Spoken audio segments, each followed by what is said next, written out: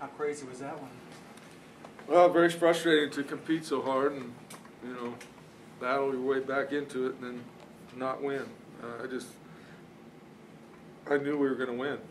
I just felt the kids, doing everything that we asked them to do, playing hard, and you got to make a few plays. We unfortunately dropped a few balls that might have made a difference, and we gave them seven points on the first half. And I thought when we came back and got back into it that wasn't going to haunt us, but just little things kind of make big things. On the just to get into overtime, Uh-huh. can you kind of explain how that play went and how Gilbert got it to? Well, it was all him. His numbers today, I think he counted for 7 touchdowns.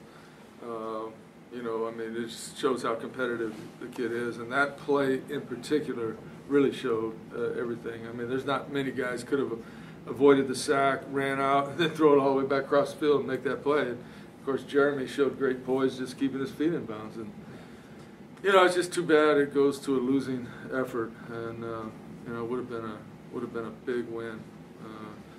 We're 1-4 now, and now we got to get on a roll, and we got to win some games to get back in the hunt. When could you tell things had turned around? You're down 21 with like a couple minutes left in the third. Well, we really the whole game we weren't controlling the front very well. They were putting pressure on Garrett, and so once we made a couple adjustments in the pass pro.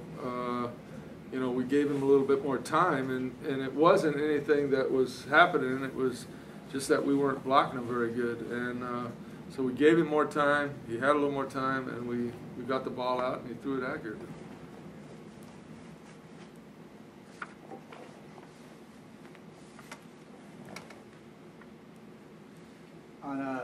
In the overtimes, Shed didn't play a lot. Is there a reason for that? Yeah, he was his knee and ankle were a little bit sore, irritated, and Prescott was healthy. Tried to kind of spot play the 3 of them. Casey doing different little things with them that they both do good, and it worked pretty good. But at the same time, hopefully this bye week now we'll have a little shot to get healthy again. Jeremy tied the school record with 18 catches. Was there something you saw in the defense that had you specifically looking for him, or was this just a byproduct of the way the defense unfolded? It's a byproduct of the way that they play us, and a lot of it's hash. What hash we're on, those type of things. Coach, did you consider going for 2 after the second overtime touchdown?